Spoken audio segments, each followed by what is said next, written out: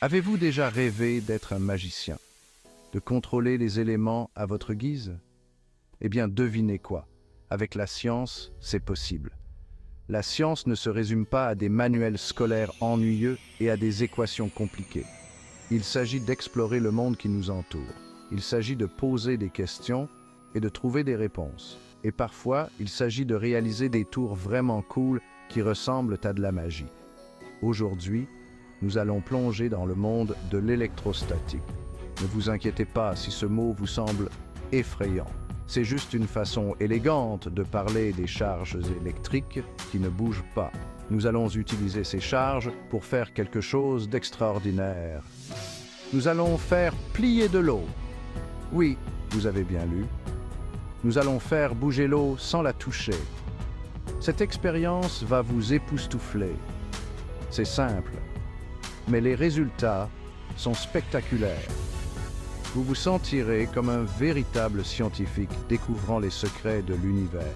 Et le meilleur dans tout ça, vous pouvez le faire directement dans votre cuisine. Alors, êtes-vous prêt à devenir des maîtres de l'eau? Lancez-vous dans notre aventure scientifique. N'oubliez pas que la science, c'est avant tout essayer des choses. N'ayez pas peur d'expérimenter. Si quelque chose ne fonctionne pas du premier coup, réessayez. C'est ce que font les vrais scientifiques. Ils apprennent de leurs erreurs et persévèrent. Alors, enfilez votre blouse de laboratoire ou votre t-shirt préféré et plongeons-nous. Avant de commencer à courber l'eau comme des pros, nous devons rassembler notre matériel. Ne vous inquiétez pas, vous n'aurez besoin de rien de sophistiqué ou de coûteux. En fait, vous avez probablement la plupart de ces objets qui traînent déjà chez vous. Tout d'abord, vous aurez besoin d'un peigne en plastique ou d'une règle en plastique. Ce sera notre baguette magique. Assurez-vous qu'il est propre et sec. Ensuite, vous aurez besoin d'un mince filet d'eau. Le plus simple est d'utiliser un robinet de votre cuisine ou de votre salle de bain. Si vous n'avez pas de robinet qui peut produire un mince filet d'eau, ne vous inquiétez pas. Vous pouvez également utiliser une bouteille d'eau en plastique avec un petit trou percé dans le bouchon. Assurez-vous simplement qu'un adulte vous aide pour cette étape. Vous aurez également besoin de quelque chose pour créer de l'électricité statique. Un morceau de tissu en laine est parfait pour cela. Si vous n'avez pas de laine, vous pouvez utiliser un t-shirt en coton ou même vos propres cheveux. Assurez-vous simplement qu'il est sec. Enfin, vous aurez besoin d'un évier ou d'un grand bol pour récupérer l'eau. On ne veut pas mettre de l'eau partout. N'oubliez pas que la science, c'est avant tout une question de préparation. Rassemblez donc tout votre matériel avant de commencer. De cette façon, vous n'aurez pas à vous interrompre au milieu de votre expérience pour chercher quelque chose. Et n'oubliez pas de demander l'aide d'un adulte si vous en avez besoin. La sécurité avant tout. Maintenant que nous avons tout notre matériel, passons à la partie amusante. Faire plier l'eau. Tout d'abord, ouvrez votre robinet pour créer un mince filet d'eau régulier. Si vous utilisez une bouteille d'eau, demandez à quelqu'un de la tenir en hauteur afin que l'eau s'écoule en un mince filet. Le filet doit être à peu près aussi épais qu'un crayon. Ensuite, prenez votre peigne ou votre règle en plastique. Frottez-le vigoureusement contre le tissu en laine ou vos cheveux pendant une trentaine de secondes. Cela permet de créer de l'électricité statique. Vous êtes en train de déplacer de minuscules particules appelées électrons d'un matériau à un autre. C'est cool, non? Maintenant, approchez lentement le peigne ou la règle chargée du filet d'eau. Ne touchez pas l'eau, approchez-vous juste d'elle. Regardez bien. Vous devriez voir le filet d'eau se courber vers le peigne ou la règle. On dirait de la magie, mais c'est en fait de la science. Si cela ne fonctionne pas du premier coup, ne vous inquiétez pas. Essayez de frotter à nouveau l'objet en plastique pour créer plus d'électricité statique. Vous devrez peut-être faire des essais pour savoir à quelle distance vous devez placer l'objet chargé de l'eau. N'oubliez pas que c'est en forgeant qu'on devient forgeron. Essayez de courber l'eau dans différentes directions. Voyez jusqu'où vous pouvez la faire plier. Pouvez-vous faire danser l'eau en déplaçant l'objet chargé?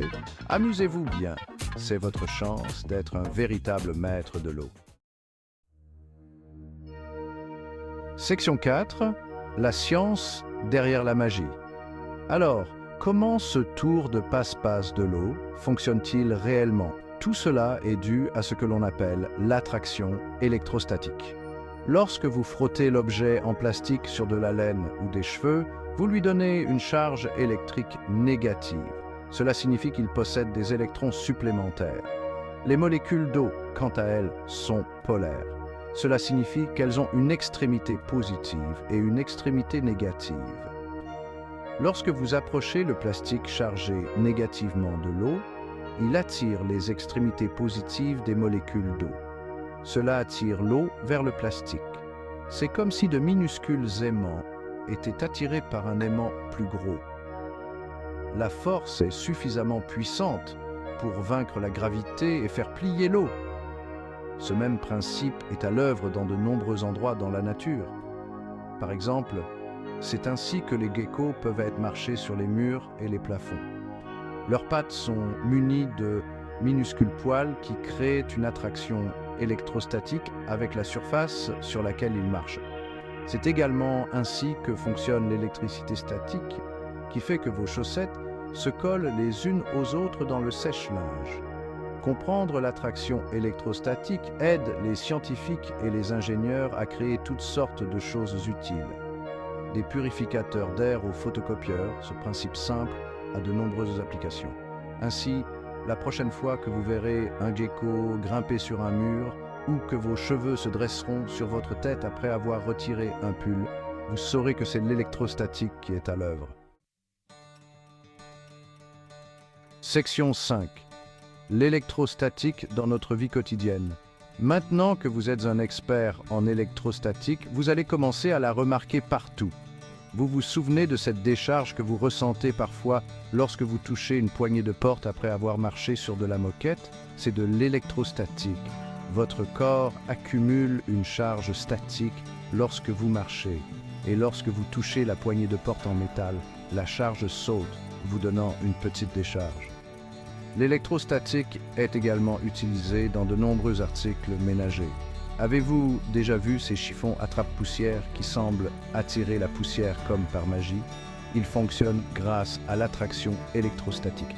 Le chiffon est chargé d'électricité statique qui attire les particules de poussière. C'est le même principe que notre expérience de courbure de l'eau, mais avec de minuscules particules de poussière au lieu de l'eau. Même la nature utilise l'électrostatique. Les abeilles l'utilisent pour récolter le pollen. Lorsqu'elles volent, leur corps accumule une légère charge négative. Le pollen a une charge positive. Il est donc attiré par le corps de l'abeille. Cela aide l'abeille à récolter plus de pollen et rend la pollinisation plus efficace. Plutôt cool, non? Alors, qu'attendez-vous? Allez explorer le monde de l'électrostatique. Essayez l'expérience de la courbure de l'eau avec vos amis et votre famille. Voyez qui peut faire plier l'eau le plus possible. Et ouvrez l'œil pour découvrir d'autres exemples d'électrostatique dans votre vie quotidienne. Vous serez peut-être surpris de la fréquence à laquelle vous la rencontrerez une fois que vous saurez à quoi vous attendre. N'oubliez pas que la science est partout autour de nous. Il suffit d'y prêter attention.